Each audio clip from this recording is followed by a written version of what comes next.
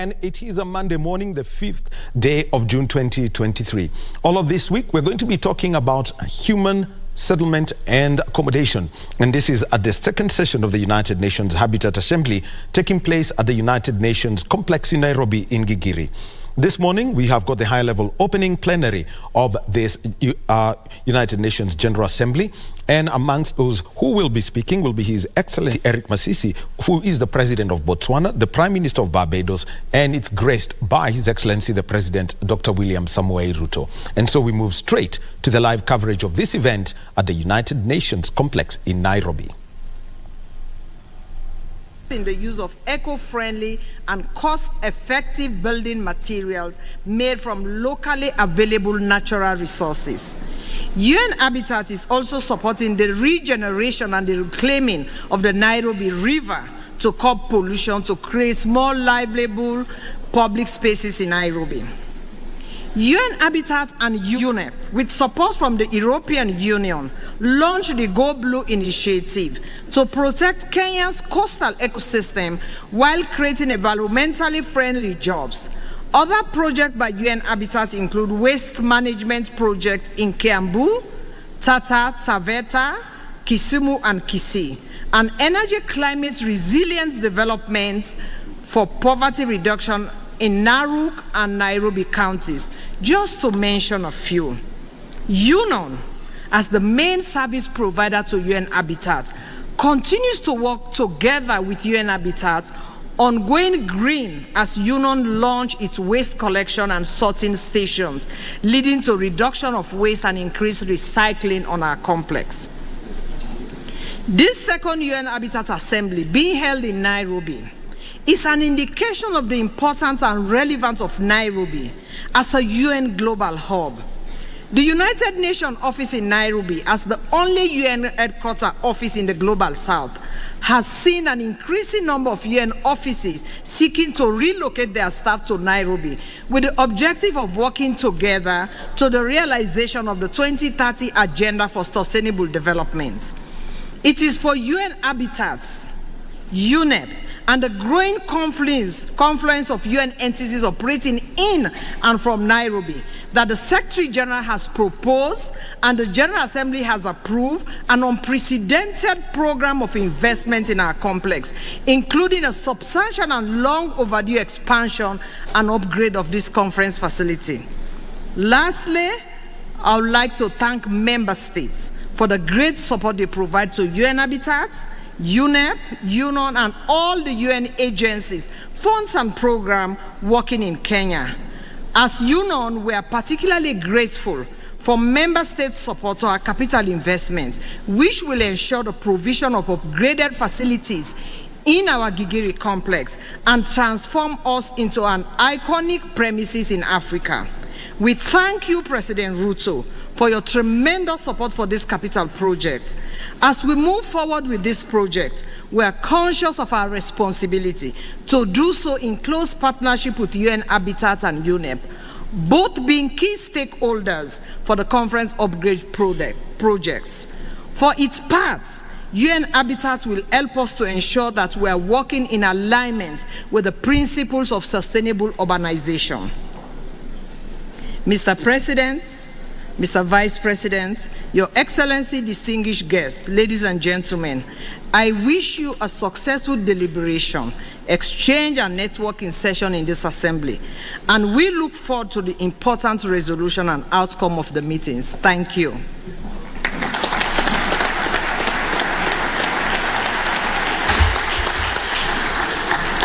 I thank you, Madame Bangura, for this very informative statement, and on behalf of the UN Habitat Assembly, I wish to thank you for your warm welcome on this beautiful compound. Excellencies, distinguished delegates, I now call on Mr. Lee Yunhua, Undersecretary General of the United Nations Department of Economic Affairs, to share some brief remarks and to introduce, throughout a video recording, the statement of the United Nations Secretary General, Mr. Antonio Guterres. I invite the Secretariat to screen the video statements from the Secretary General at the appropriate time during Mr. Yunhua's presence at the podium. Sir, you have the floor. Thank you. Thank you. Good morning. Good morning, President of the Habitat Assembly. Distinguished, I have the honor to invite you to watch the video addressed by the Secretary General, Mr. Guterres. Peace. Excellencies, friends, cities are central to the human story. Through much of our history, they have driven progress. The decisions taken in them have determined our path. Ideas and innovations that originated in cities have shaped our world. And today their role is more important than ever. Because the UN Habitat Assembly meets amidst a world in crisis. Inequalities are increasing. Global temperatures are rising with catastrophic effects. Debt is straining developing countries' economies to the limit. And halfway to the deadline for the 2030 Agenda for Sustainable Development, we are leaving more than half the world behind. COVID-19 has hobbled progress in poverty reduction. An estimated 670 million still live in extreme poverty, and over 1 billion people still live in slums, driven to cities not due to jobs and opportunities as in the past, but lack of services elsewhere. There is still time to reverse these trends. But to do so, we must fight for the future we want, the future envisaged in the SDGs, the new urban agenda and the Paris Agreement. Cities are critical battlegrounds. They generate 70% of global emissions. They house half of humanity. And by 2050, over 2 billion more people will call them home. My report, Our Common Agenda, calls for a reinvigorated and more inclusive multilateralism, recognizing the pivotal role cities and other local authorities play in addressing the challenges we face. Such multilateralism is vital to help cities to play their part, to ensure the finance, information and support is in place for them to become resilient, inclusive and sustainable. Multilateralism must support cities to take action on climate, advance access to affordable housing, and deliver the local initiatives needed to make the SDGs a reality. I'm confident that this UN Habitat Assembly will advance these aims, including through your ministerial declaration. Together, we can achieve the sustainable urban future we need to build a peaceful, prosperous and healthy world for all. Thank you.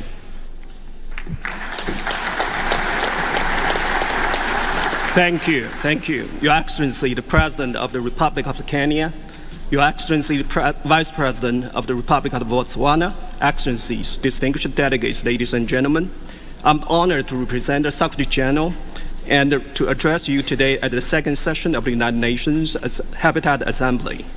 Cities have played a foundational role in shaping our societies. They have often served as a symbol of development success.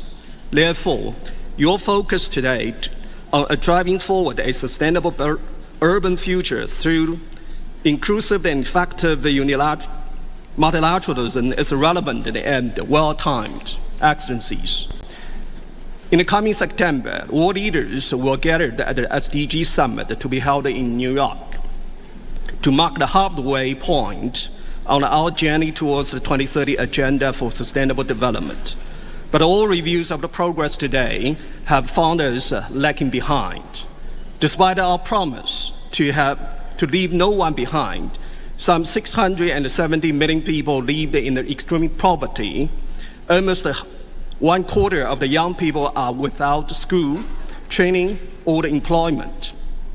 And the safe access to the water and the sanitation services still affects billions. That is why the UN Secretary General has called on the world leaders to deliver a rescue plan for people and the planet, to generate fresh ambitions and the transformative actions at the national and the global levels for the breakthroughs that we need. This plan that aims at a greater support for the developing countries to implement the SDGs, including by filling the financing gap through the delivery of the SDGs stimulus. Distinguished delegates, in this battle for sustainability, cities played a decisive role, but the world is far from achieving the goal of sustainable cities. Nearly 1.1 billion people are living in the urban slums. Just about half of the world's urban population has convenient access to the public transport. About 55% of the municipal solid waste is managed in the controlled facilities. Also worrying is the sparsity of the data to monitor the SDG 11, limiting our ability to get the full picture and make the effective decisions. Only around half of the UN member states have internationally comparable data for the lead gold. Yet, the independent group of scientists in its quadrennial global sustainable development urban and peri-urban development as one of the 6 key entry points to accelerate the progress towards the SDGs. The report calls for the policy actions that are well aligned with the focus areas of this assembly. Such actions would advance the climate mitigation, improve the public health, and tackle the pollutions. Ladies and gentlemen, the assembly in Nairobi this week will also enrich the high-level political forum on sustainable development to be held in New York in coming July, while the SDG 11 on sustainable city and the human settlement will be under review. Rapid urbanization is a reality of our time. We must ensure that this trend results in the better standards of the living for all the peoples in a healthy planet. Let us join to ensure that sustainable urban development remains high on the multilateral agenda and embedded in our development endeavors around the world. I wish you a great success in this assembly. Thank you.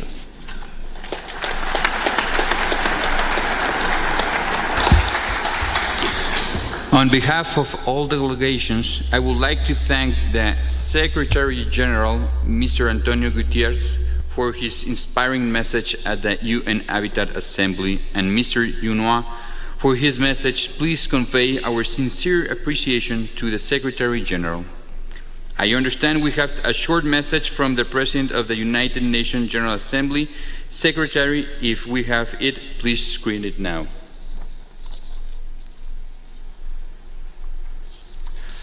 Excellencies, ladies and gentlemen, let me extend my warmest greetings to all the participants of this second session of the United Nations Habitat Assembly in Nairobi. Currently, the United Nations is leading some crucial global undertakings. Understanding the root causes of the most complex crises of the last 75 years. Implementing an ambitious sustainability development agenda and protecting the planet from the scourge of climate change. UN Habitat plays a vital role in all these endeavors. Cities are in the epicenter of the converging crises we currently face. From migration to climate change and conflicts, the cumulative effects of these phenomena are magnified in urban areas, in particular in developing countries. So, how can we make our cities inclusive, safe, resilient, and sustainable? First, we need comprehensive data and statistics collection and dissemination. Second, governments must monitor the spatial distribution of future populations to assess risk associated with climate change, such as flooding, heat waves, epidemics, food security, and freshwater availability.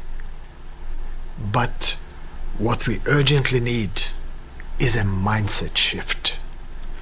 From a business-as-usual planning and operation to one aiming at real sustainability transformation.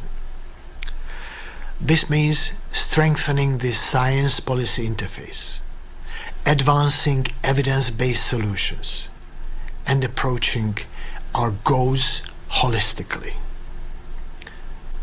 In your discussions this week, I invite you to explore how we can ensure that our approach to sustainability transformation better reflects the role of cities in our world. Ladies and gentlemen, the lagging in SDG implementation is a universal problem. However, it is the people living in the developing countries, including those in special situations, who often bear the brunt of the crises we face.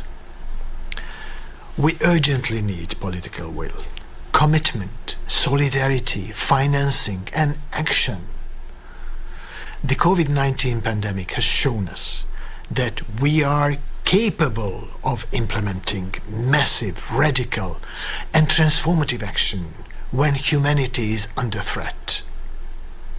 We must build on this momentum and mobilize political commitments and breakthroughs. Ahead of the SDG Summit, I invite you to review the lessons learned from the national voluntary reviews, unlock new commitments, and adopt innovative policies based on scientific inputs. The SDG Summit in September will be an opportunity to commit to the implementation of bold and game-changing solutions, including in urban areas. Understanding the interdependence of the global goals is crucial to unlocking their full potential, optimizing resources, and achieving successful outcomes. I'm confident that this second session of the UN Habitat Assembly will yield fruitful outcomes. I eagerly await the results. Thank you.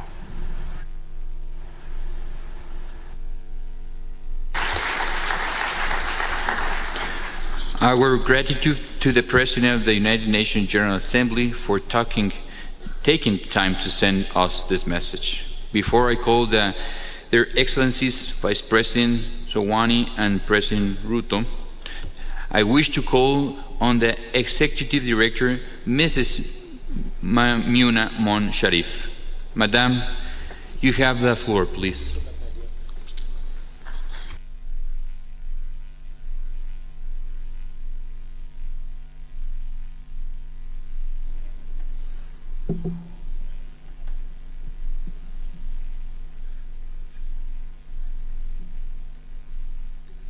Thank you, Mr. President of Habitat Assembly. Your Excellency, Honorable Dr. William Samuel Ruto, President of the Republic of Kenya. Your Excellency, Mr. Slamba Songwane, Vice President of the Republic of Botswana. Honorable Ramon Meya Falcon, Secretary of Agrarian Ministry of Land and Urban Development, SIDATU of Mexico, and also the President of the United Nations Habitat Assembly. Mr. Lee Juanhua, Under Secretary General of the United Nations Departments of Economic and Social Affairs, representing the Secretary General of the United Nations. Madam Zainab Hawa Bangura, my sister, Director General of the United Nations Office at Nairobi. Heads of delegations, Your Excellencies, parliamentarian, ambassadors, permanent representatives, and members of the diplomatic corps, mayors and local government representatives, representatives of the UN Habitat partners, the private sector, and civil society organizations, distinguished delegates, members of the press, colleagues, friends, ladies and gentlemen, karibuni sana Nairobi.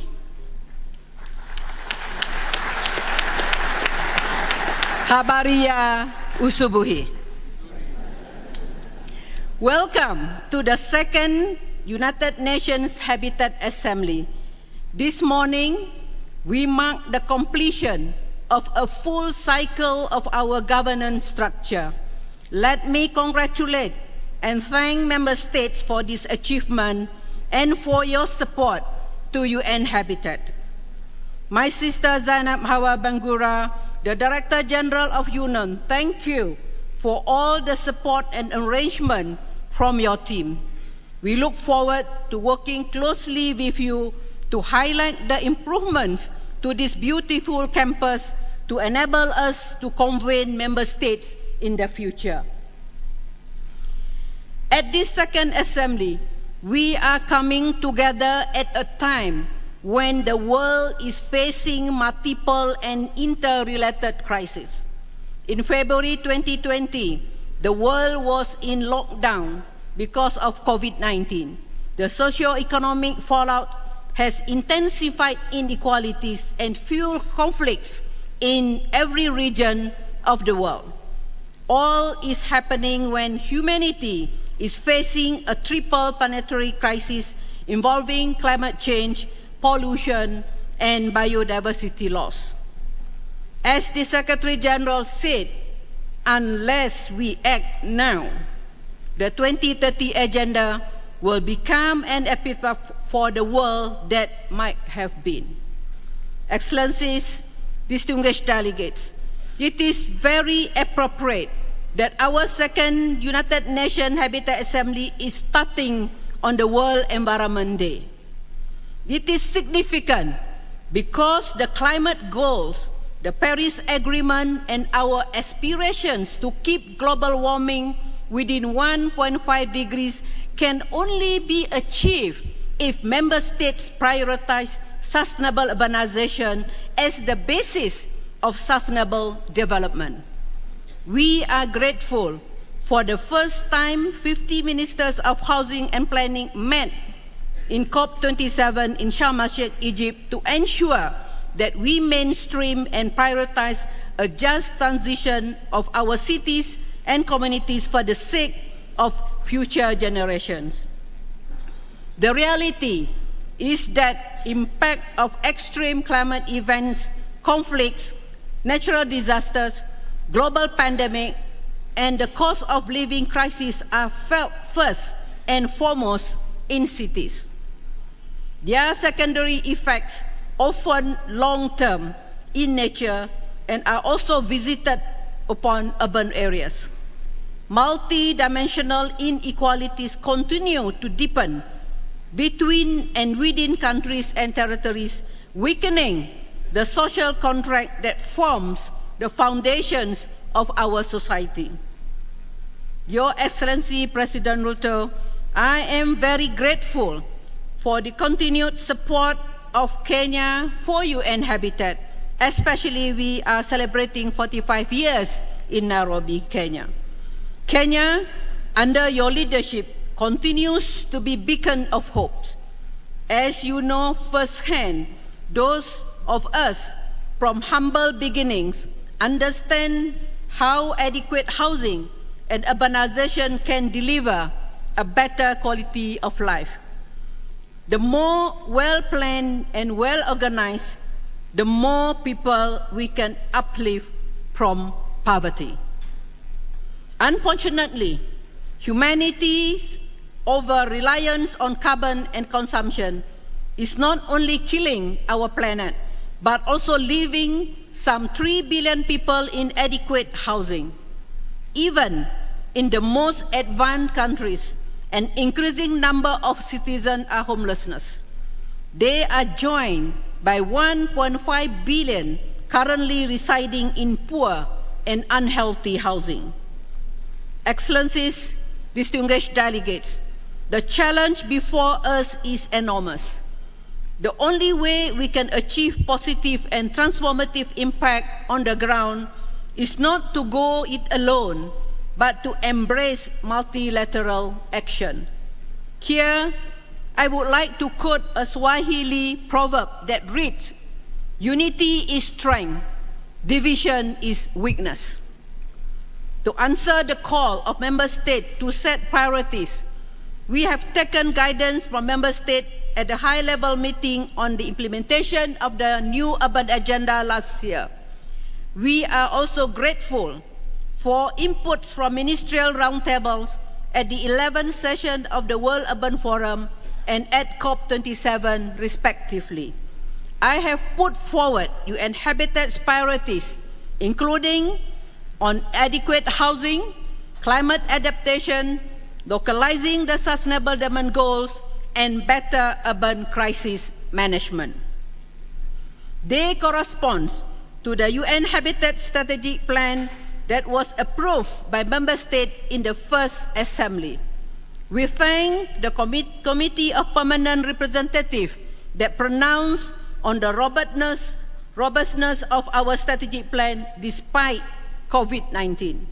We appreciate the guidance from the Executive Board to extend the strategic plan by a further 2 years to align with the rest of the United Nations system. Before I conclude, I wish to acknowledge the considerable support and wise counsel we have received over many weeks and months from members of the Executive Board, the Committee of Permanent Representatives, and the Bureau of the UN Habitat Assembly. Let us flip the script on urbanization. We need practical and pragmatic ways to transform our cities into champions of zero waste. We need to formulate policies that guide countries towards carbon neutrality. We need to harness the talent in cities and communities to reshape financing to achieve the Sustainable Development Goals. We need member states to prioritize national and local cooperation as the basis of a just transition. Let us never forget human rights and the UN Charter as the basis for sustainable urbanization. President William Samuel Ruto and Vice President Song Wahome, representing President Masisi, I thank you for your presence at the second United Nations Habitat Assembly. I thank you for championing sustainable urbanization, and I humbly submit the request from this plenary for you both to carry the torch for a better urban future for all on the global stage. I thank you. Asante sana.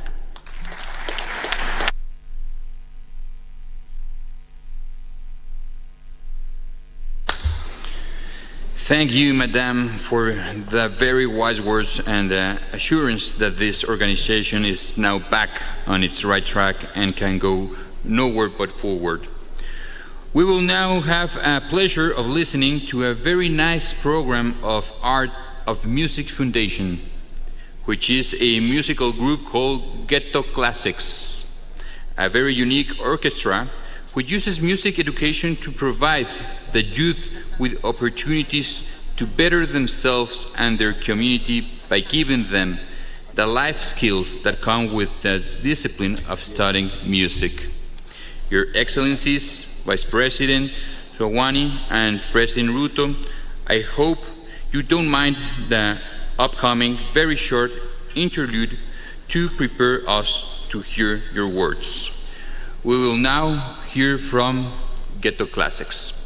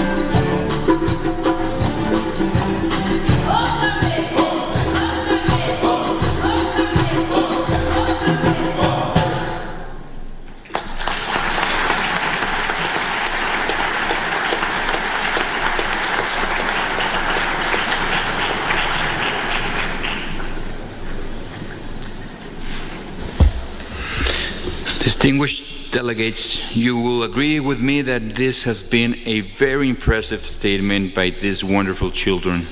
Let's give them a round of applause again. Thank you, Ghetto Classics.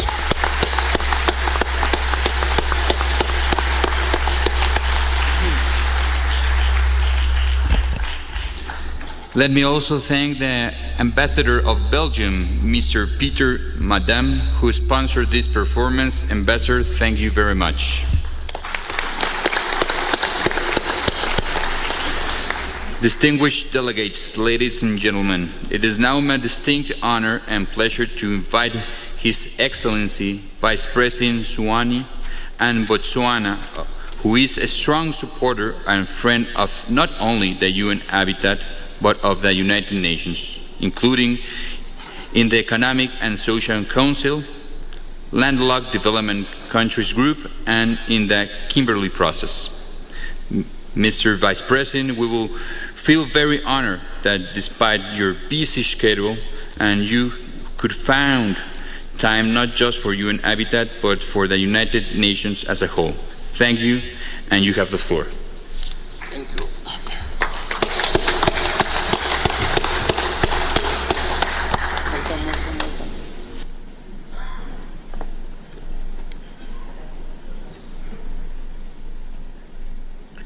Thank you, Your Excellency, distinguished guests, delegates.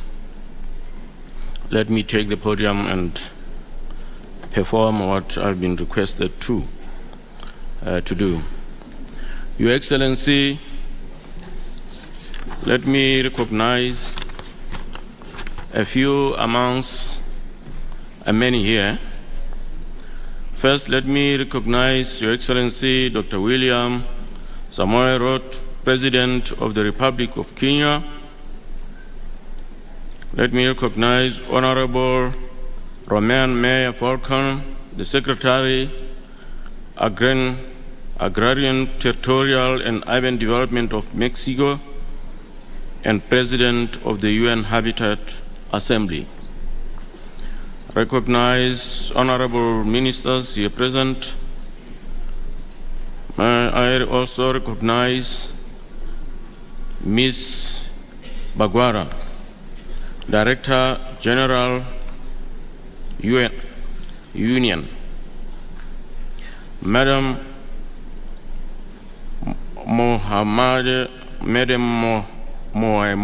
Mohadi Sharif, Executive Director of the United Nations Settlements Program, UN Habitat. Allow me also to recognize all of you, distinguished delegates, colleagues, friends, and ladies and gentlemen, safe to say, all protocol observed. Your Excellency, Dr. William Samoei Ruto, President of the Great Republic of Kenya, and Ms. Rachel Ruto, distinguished heads of state and governments here present, Excellencies, the Director General of the United Nations Office in Nairobi, Ms. Bangura, Executive Director of UN Habitat, Ms. Samona Mohad Sharif, distinguished ladies and gentlemen, a very good morning. Allow me on the onset to thank His Excellency Dr. William Ruto for inviting His Excellency the President of Botswana, Dr. Mokgweetsi Masisi, whom I have the honor to represent here today. Sadly, our President's absence is due to the passing on of his dear mother, Ms. Precious Maseo Masisi, on Saturday night, June the 3rd, 2023. As the nation mourns her death, we pray for Almighty God's comfort to the family, relatives, and friends.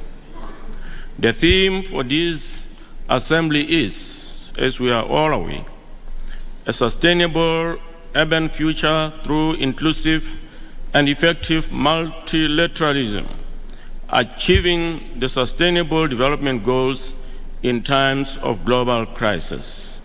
End of quote. It comes at a crucial time. It comes at a crucial time when the world is grappling with environmental crisis, at the same time recovering from the COVID-19 pandemic, particularly in cities and human settlements, where people are highly concentrated. The theme is apt as it underscores the need to develop global solidarity to address global challenges, including the rapid trend of urbanization. This new form of solidarity will overcome challenges we are all facing due to increasing vulnerability of people's livelihoods from rural to urban areas, triggered by such issues such as climate change, conflict, and financial crisis. It cannot be business as usual. We need to inspire the coming generation and make sure that prosperity is based on values of social cohesion and humanity, while leaving no one behind. Our efforts require complementary solutions and concerted efforts from all, including continental and regional bodies, governments, policymakers, civil society organizations, religious leaders, and communities. That is how we build and strengthen resilience. The African continent, which has the highest urbanization rate in the world, is expected to reach the urban transition by 2030, with half of the population living in urban areas. We can change that. Urban transition offers great opportunities which this assembly must address. In most of our countries, rapid urbanization gives rise to housing deficit, growth of informal settlements, inadequate urban basic infrastructures such as energy, health facilities, transport, water, and sanitation services. These are worsened by lack of capacity for proper planning, governance, as well as financial constraints. All these problems indicate policy and implementation failures and contradict our principles and commitments to the new urban agenda. Excellencies, Madam Executive Director, for Africa, if urbanization does not come with digital economic transformation, mindset change, and the industrialization dynamic as expected, it will be a missed opportunity. There must be a linkage between sustainable urbanization and job creation, livelihood opportunities, and improved quality of life. Urbanization without adequate productive jobs will jeopardize not only our development efforts, but also peace and security. Many governments are still contending with managing the rising expectations of citizens that stem from rapid urbanization and delayed socio-economic transformation.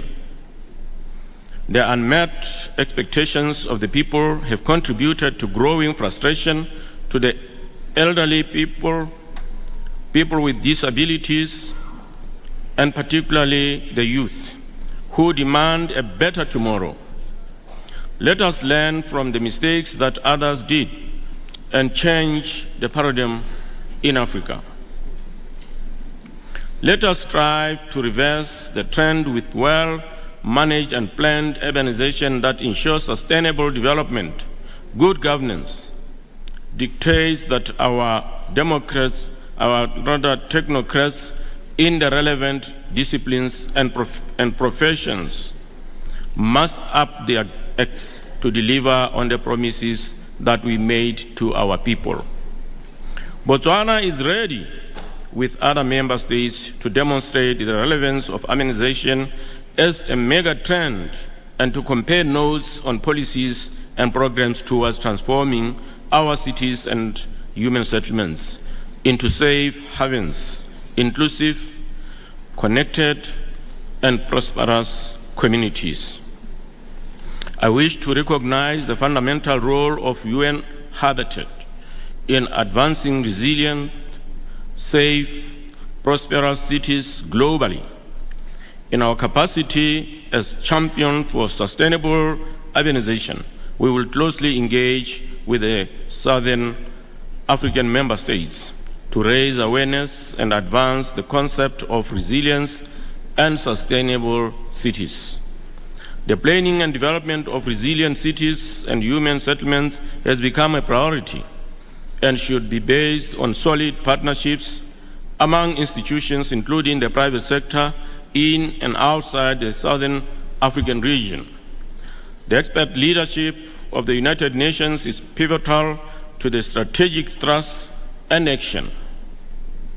I also urge that as African countries, we commit to elevate the African urban agenda at the level of the African Union. Together, we can leverage urbanization as an engine for economic transformation.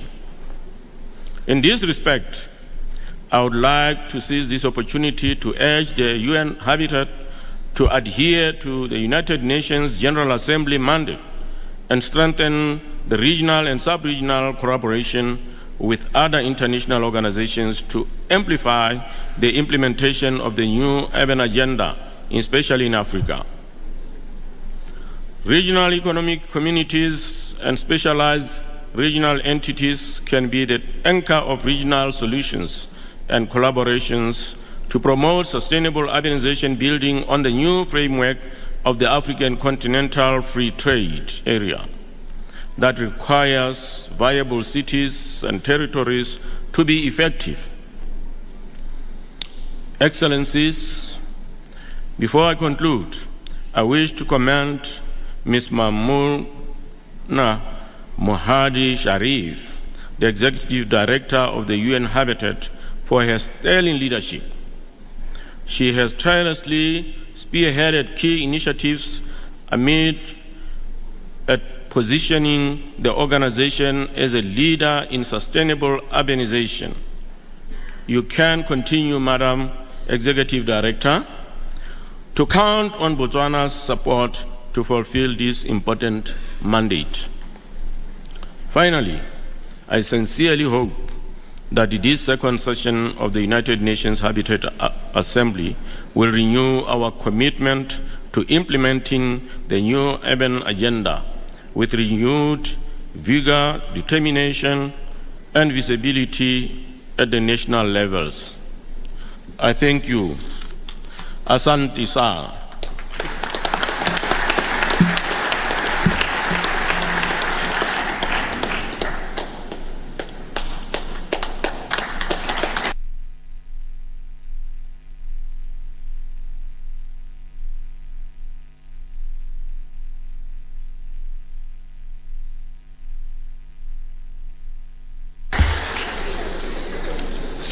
Our condolences to the family of President Masisi and Mrs. Masisi, please.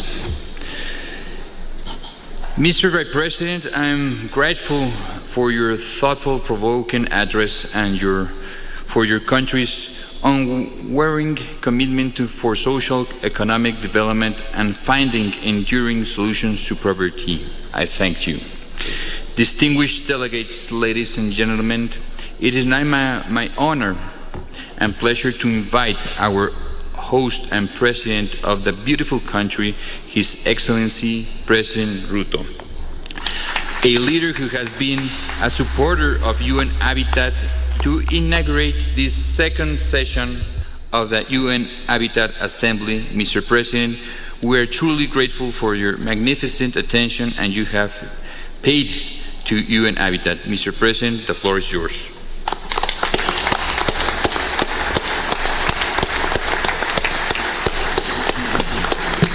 Thank you very much, ladies and gentlemen. Please, let's take our seats. Your Excellency Slambas Sokwane, the Vice President of the Republic of Botswana, representing President Masisi. Your Excellency Roman Mayor Falcon, the President of the UN Habitat Assembly, Director General of the United Nations Office at Nairobi, Zainab Hawa Bangura, Executive Director of the UN Habitat, Maimuna Sharif, my sister, Honorable Ministers and Heads of Delegations, Mayors, and representatives of local and regional governments, delegates, distinguished ladies and gentlemen, good morning and welcome to Nairobi.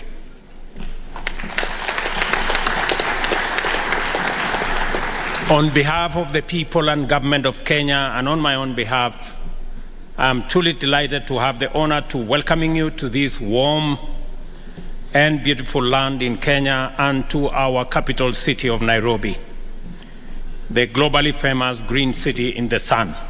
I hope you have already experienced our people's legendary hospitality and that you will find some time to explore and enjoy the attractions which have earned us the name Magical Kenya.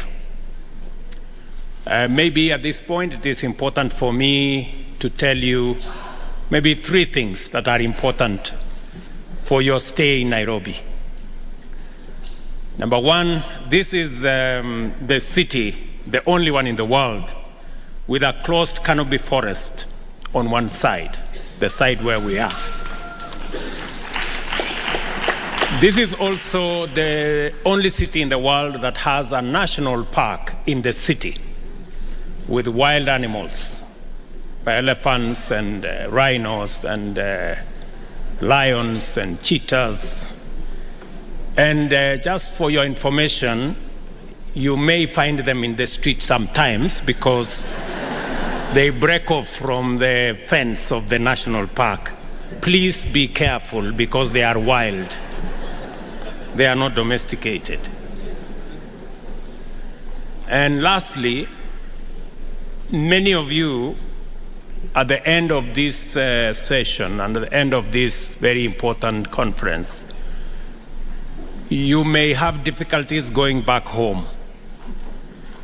And I just want to warn you that scientists, and I am one of them, have proved that Kenya is the home and the cradle of humankind. This is where the earliest remains of man have been traced. So when you find yourself feeling at home and having a problem going back to Europe and America and the rest of Africa, just know that you are at home. So let me welcome you home. In fact, we are considering removing all requirements of travel and visa because it's not fair for anybody to be asked for visa when they are going home.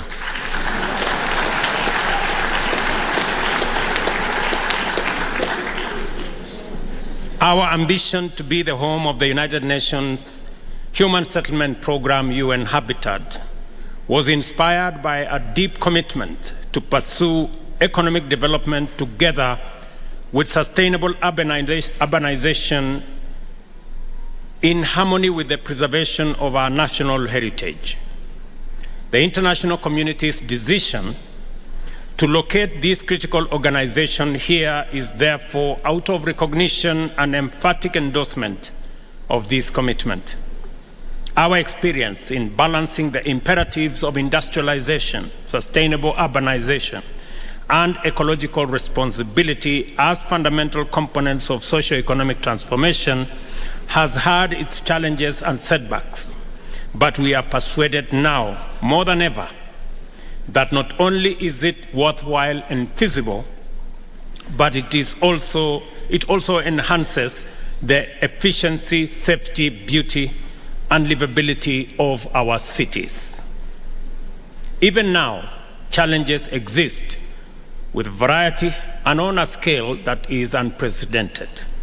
The world is emerging from a devastating pandemic whilst grappling with a relentless economic crisis driven by geopolitical tensions as well as the triple planetary crisis of pollution, loss of biodiversity, and of course, climate change.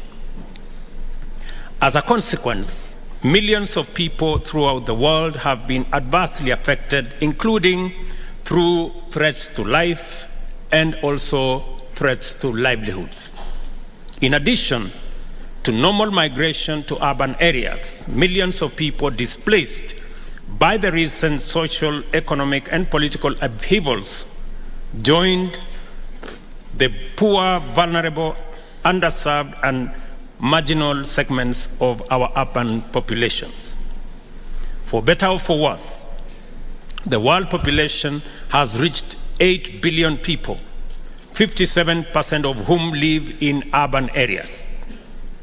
These numbers are expected to increase steadily in the coming years, but urban populations are projected to rise even faster.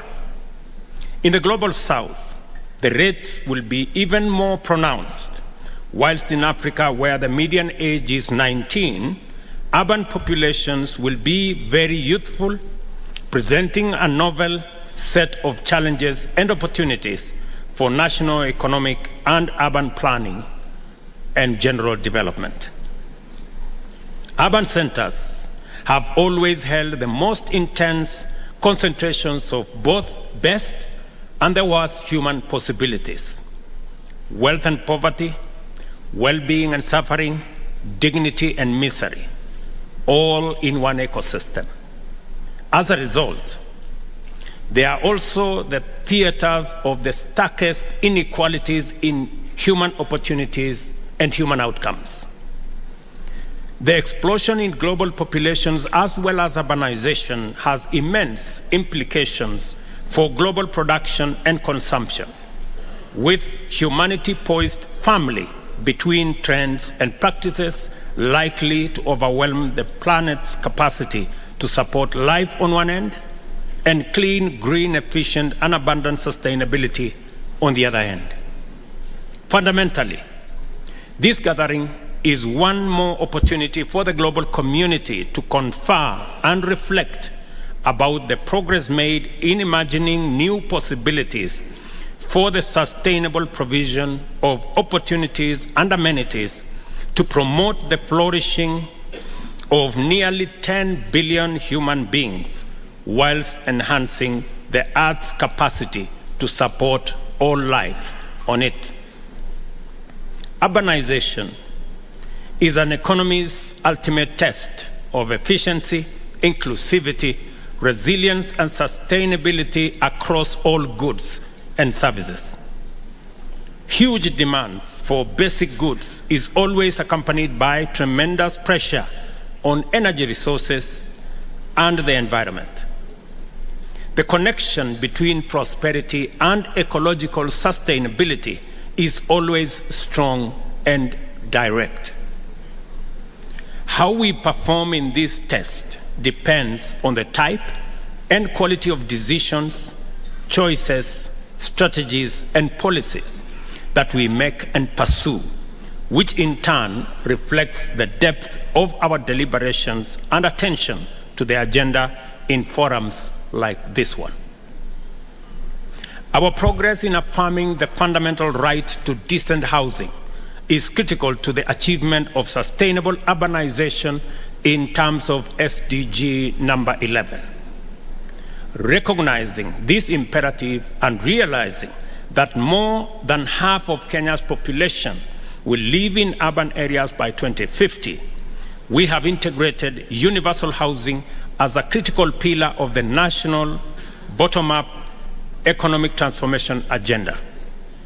Into the housing program, we have further mainstreamed sustainable urban practices of green building, green spaces, adoption of low-carbon energy use, including low-carbon transport solutions, as well as urban agriculture and effective waste management. The governor of Nairobi informed me this morning that he made sure that all the delegates were transported on buses that do not use fossil fuels. That all the buses that were used to transport delegates here were using green energy. In addition to these measures under our urban resilience program, we are restoring degraded landscapes and ecosystems through a robust program, which includes increasing Kenya's tree cover from 12% currently to 30% by planting 15 billion trees over the next 10 years. Our capacity to coherently pursue these vital objectives has been significantly bolstered by the government's policy to mainstream sustainable development goals generally, and more pertinently, number 11 on sustainable cities and communities, and number 13 on climate action into national development planning and implementation.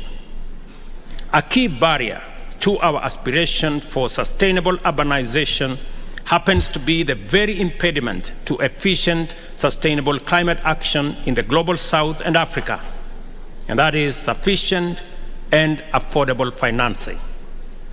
As a result, we are unable to effectively pursue all the opportunities in sustainable urbanization and leverage them to promote the broader agenda of economic transformation, climate action, and sustainable development.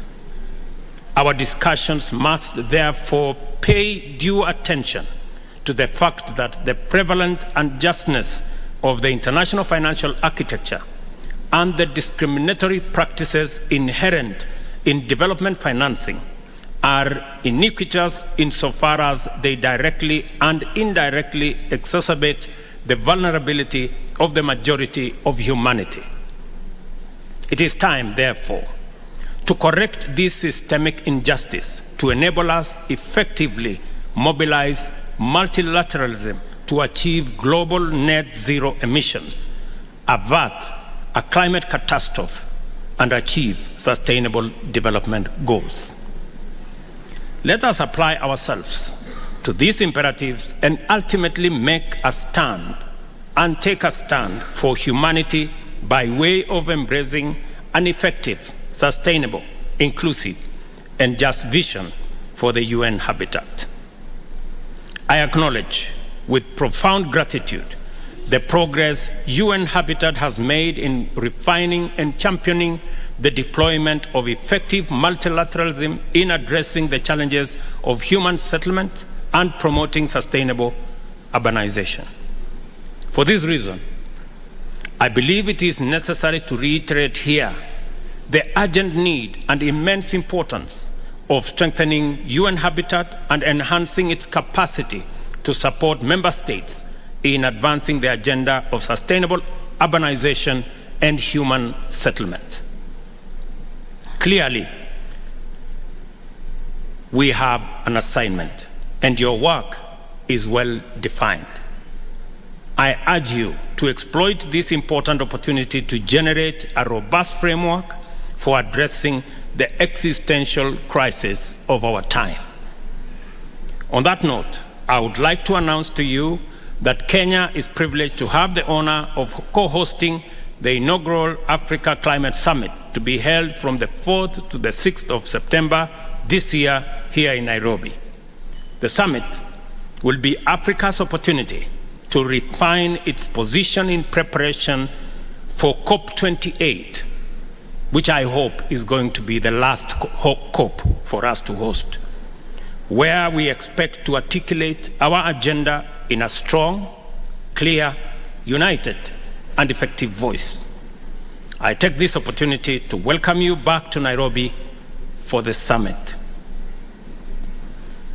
And I hope we will all have the resolve of making COP28 the last COP that we are going to hold as humanity. I am told that there are preparations for COP29. I think they should be cancelled. Because it is possible for us to agree on a framework that will bring everybody on board.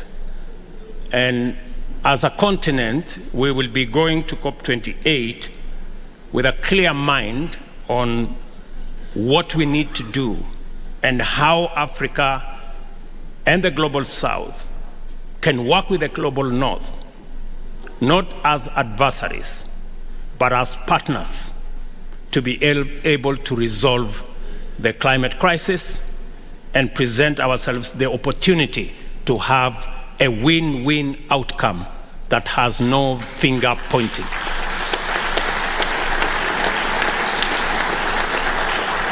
I am a very strong believer that with the right investments, Africa can present the opportunity to decarbonize global manufacturing and industrialization and provide for green growth. This is not an occasion for us to do the usual, North versus South. I think it will be irresponsible of us to continue that conversation. The South is as in danger as is the North on this matter of climate change. None of us is safe. And therefore, we should act in concert, we should act together, and we should seek a win-win outcome. The second session of the UN Habitat Assembly is now officially open, and I thank you.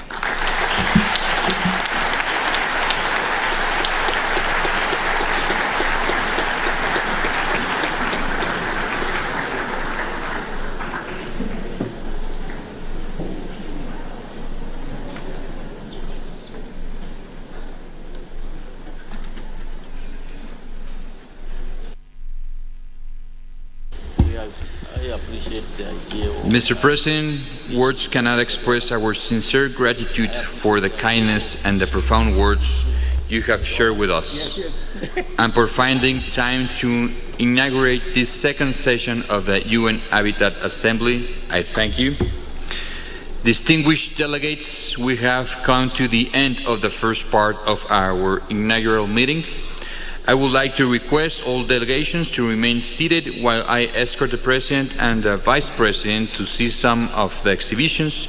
We will resume in about 30 minutes. Thank you.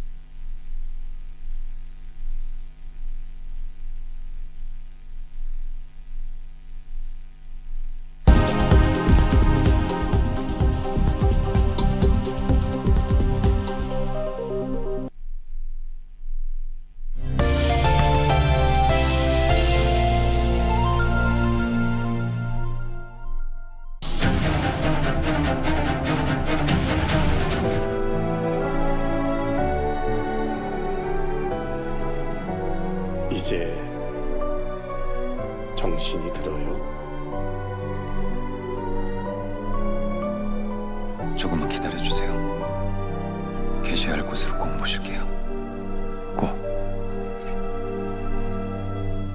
오늘 같은 날까지 이렇게 있어야 하는 거예요?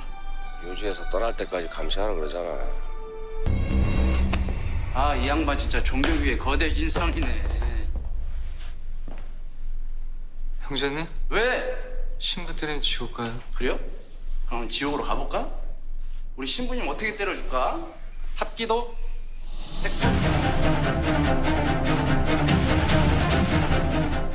Bandidas hasta el día, is the most perverse being I've ever known in my life, Pancho. He told her that she and Ruben were siblings. I'm going to convince Oligario that that's another invention of yours to separate us. Really? And what will you do when my father starts confirming with all the people who are named here? He'll also think that these people want to separate you from him? Go away, Milena. Go away and leave my father alone, because I won this fight. Leave now, Milena. His name resounds in this